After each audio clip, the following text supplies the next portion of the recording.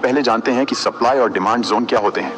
दोस्तों, ट्रेडिंग में सप्लाई और डिमांड जोन्स एक स्पेसिफिक प्राइस लेवल्स होते हैं जहां पे सबसे ज्यादा बायर्स, सेलर्स और स्मार्ट मनी एक्टिव होते हैं। प्राइस जब भी इन लेवल पर जाता है तो प्राइस के यहां से बाउंस यानी कि रिवर्स होने का चांस काफी अधिक होता है। अगर इसे हम और ज्यादा इजी लैंग्वेज में समझें तो हम कह सकते हैं कि डिमांड जोन एक ऐसी एरिया को कहते हैं जहां सबसे ज्यादा बायर्स एक्टिव होते हैं, और जब भी प्राइस अपने डिमांड जोन में आता है तो प्राइस के यहां से बाउंस होकर अपसाइड जाने का चांस बहुत अधिक होता है, क्योंकि डिमांड जोन में स्टॉक की डिमांड अधिक होती है और यहाँ पे सप्लाई बहुत कम होती है। तो जहां पे भी मार्केट में डिमांड यानी कि बायर्स ज्यादा हों और सप्लाई यानी कि सेलर्स कम होते हैं तो वहां से प्राइस बढ़ता है, क्योंकि सब लोग कम प्राइस पे खरीदना और अधिक प्राइस पे बेचना चाहते हैं। अगर इसे हम एक बहुत ही इजी एग्जांपल से समझें तो मान लीजिए कि किसी XYZ स्टॉक का प्राइस यहाँ पे 100 रुपए पे ट्रेड कर रहा है और यहाँ पे 90 रुपए के लेवल पर एक डिमांड जोन है। अब मान लीजिए प्राइस इस डिमांड जोन तक आता है। अब यहाँ पे बहुत सारे बिगिनर्स, रिटेलर्स जिनको सप्लाई और डिमांड जोन का सही नॉलेज नहीं होता है, वो देखते हैं कि यहाँ पे प्राइस डाउन साइड जा रहा है। ये देखकर वो लोग फोमो में आकर यहाँ पे सेल करने लगते हैं। लेकिन जो स्मार्ट मनी और एक्सपीरियंस्ड प्रो ट्रेडर्स होते हैं उनके पास बहुत ज्यादा पैसा होता है, तो वो लोग यहाँ पे स्मार्ट तरीके से सोचते हैं। वो लोग सोचते हैं कि प्राइस अभी तक 100 रुपए पर ट्रेड कर रहा था, लेकिन अब स्टॉक का प्राइस 90 रुपए पर आ गया है, यानी कि उन्हें स्टॉक सस्ते रेट में मिल रहा है। ये देखकर स्मार्ट मनी लोग यहाँ से हेवी क्वांटिटी में बाइंग करने लगते हैं, जिसकी वजह से प्राइस में डिमांड बढ़ जाती है और प्राइस यहाँ से अपसाइड चला जाता है। और रिटेलर्स जो यहाँ पे डाउन मूव को देखकर सेल किए हुए होते हैं उनका स्टॉप लॉस हिट हो जाता है। इसी जोन को हम कहते हैं डिमांड जोन, क्योंकि डिमांड जोन पे बहुत सारे बायर्स, स्मार्ट मनी और स्मार्ट ट्रेडर्स एक्टिव होते हैं, और जब भी प्राइस अपने डिमांड जोन में आता है तो स्मार्ट मनी लोग यहाँ से हेवी बाइंग ऑर्डर्स प्लेस करके प्राइस को अपसाइड लेकर चले जाते हैं। अब आइए सप्लाई जोन को भी थोड़ा इजीली समझ लेते हैं। दोस्तों, सप्लाई जोन एक ऐसी एरिया को कहते हैं जहां पर सबसे ज्यादा सेलर्स एक्टिव होते हैं। प्राइस जब भी अपने सप्लाई जोन में आता है तो प्राइस के यहां से बाउंस होकर डाउनसाइड जाने का चांस बहुत अधिक रहता है, क्योंकि सप्लाई जोन में स्टॉक की सप्लाई अधिक होती है और डिमांड बहुत कम होती है। तो जहां पर भी मार्केट में सप्लाई यानी कि सेलर्स ज्यादा होते हैं और डिमांड यानी कि बायर्स कम होते हैं, वहां से प्राइस डाउनसाइड जाता है। अगर इसे भी हम एक एग्जांपल से समझें तो जैसे मान लीजिए किसी ABC स्टॉक का प्राइस 100 रुपए पर ट्रेड कर रहा है और मान लीजिए यहाँ पर 110 रुपए के लेवल के पास एक सप्लाई जोन है। अब जब प्राइस यहाँ पर इस सप्लाई जोन तक आता है तो बहुत सारे बिगिनर्स, रिटेलर्स यहाँ पर सोचते हैं कि प्राइस यहाँ पर ग्रीन कैंडल्स बनाते हुए अपसाइड जा रहा है। ये देखकर बहुत सारे रिटेलर्स जिनको सप्लाई और डिमांड जोन का नॉलेज नहीं होता है वो यहाँ पर बाइंग करने लगते हैं। लेकिन जो स्मार्ट मनी और प्रो ट्रेडर्स होते हैं वो लोग स्मार्ट तरीके से यहाँ पर सोचते हैं कि अब तक प्राइस 100 रुपए पर ट्रेड कर रहा था, लेकिन अब प्राइस बढ़कर 110 रुपए पर आ गया है। अब उन्हें यहाँ महंगे में सेल कर देना चाहिए। तो इस समय स्मार्ट मनी लोग यहाँ से महंगे प्राइस पर अपना हेवी सेल ऑर्डर्स प्लेस कर देते हैं, जिसकी वजह से प्राइस में सप्लाई बढ़ जाती है और प्राइस यहाँ से नीचे आ जाता है। और जो रिटेलर्स यहाँ पर ग्रीन कैंडल्स को देखकर बाइंग किए हुए होते हैं उनका स्टॉप लॉस हिट हो जाता है। इसलिए आपको हमेशा ट्रेंड को फॉलो करते हुए सप्लाई और डिमांड जोन को ट्रेड करना है। ट्रेंड के अगेंस्ट में इस तरह से ट्रेड प्लान नहीं करना है, क्योंकि जैसे मैंने आपको अभी बताया कि स्मार्ट मनी और स्मार्ट ट्रेडर्स जो होते हैं वो लोग रिटेलर्स की तरह ग्रीन कैंडल्स देखकर बाइंग या फिर रेड कैंडल्स देखकर सेल नहीं करते हैं। स्मार्ट मनी लोग कम यानी कि सस्ते प्राइस पर बाइंग और हाई यानी कि महंगे प्राइस पर सेल करते हैं। इसलिए हमें अप ट्रेंड और डाउन ट्रेंड मार्केट में कुछ इस तरह का मोमेंटम देखने को मिलता है।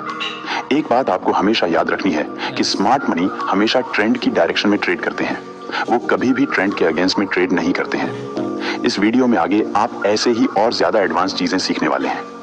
मुझे उम्मीद है कि आपको सब कुछ बहुत अच्छे तरीके से समझ आ रहा होगा। दोस्तों, अगर आपको वीडियो इंटरेस्टिंग लग रही है और आपको सब कुछ अच्छे से समझ आ रहा है तो प्लीज वीडियो को एक लाइक जरूर कर दीजिए, ताकि मुझे पता चल सके कि कितने लोगों को वीडियो पसंद आ रही है। अब आइए जान लेते हैं कि हमें सप्लाई और डिमांड जोन को क्यों ट्रेड करना चाहिए। दोस्तों, सप्लाई और डिमांड जोन एक ऐसी एरिया होते हैं जहां पे बड़े बड़े इंस्टीट्यूशनल ट्रेडर्स यानी कि स्मार्ट मनी और स्मार्ट ट्रेडर्स बाइंग या सेलिंग में इंटरेस्ट रखते हैं।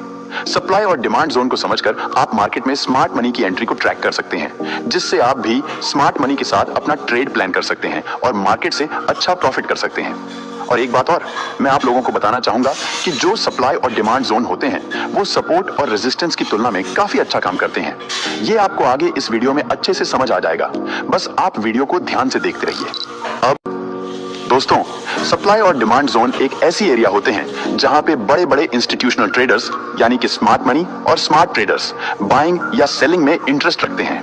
सप्लाई और डिमांड जोन को समझकर आप मार्केट में स्मार्ट मनी की एंट्री को ट्रैक कर सकते हैं, जिससे आप भी स्मार्ट मनी के साथ अपना ट्रेड प्लान कर सकते हैं और मार्केट से अच्छा प्रॉफिट कर सकते हैं। और एक बात और मैं आप लोगों को बताना चाहूंगा कि जो सप्लाई और डिमांड जोन होते हैं वो सपोर्ट और रेजिस्टेंस की तुलना में काफी अच्छा काम करते हैं।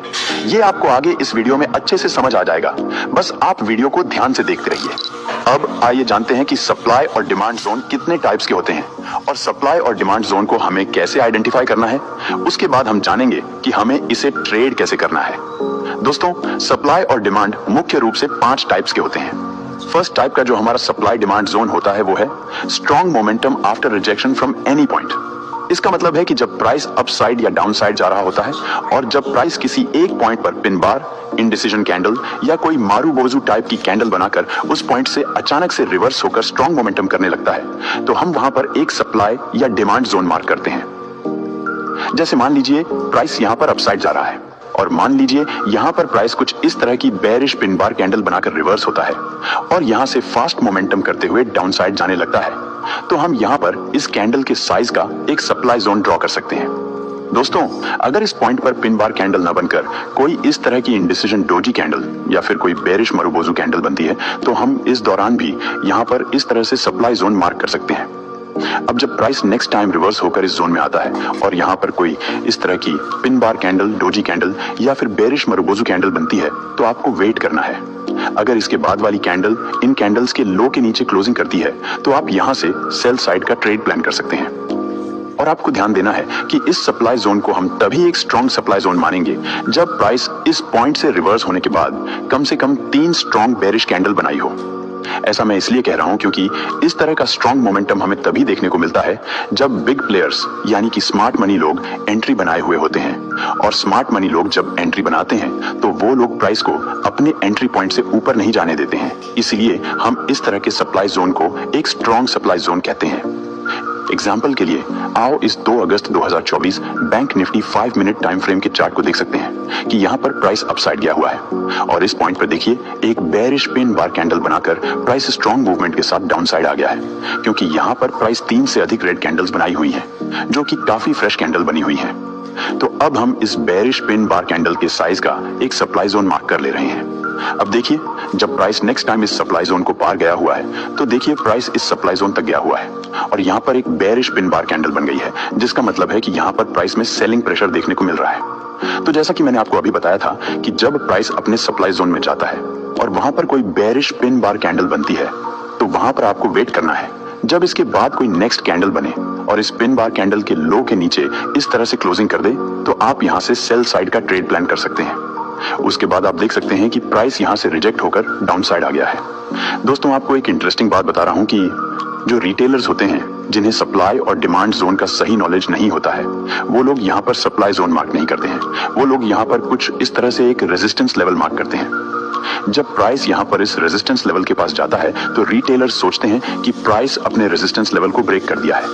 ये देखकर बहुत सारे रिटेलर्स यहाँ पर बाइंग कर लेते हैं और वो लोग अपना स्टॉप लॉस डाउन साइड रख देते हैं। उसके बाद देखिए प्राइस यहां से डाउन साइड आ जाता है और जितने भी रिटेलर्स यहां पर रेजिस्टेंस लेवल का ब्रेकआउट समझकर बाइंग किए हुए होते हैं, उन सभी का स्टॉप लॉस हंट हो जाता है। इसलिए आपको हमेशा चार्ट पर सप्लाई और डिमांड जोन को भी देखते रहना है।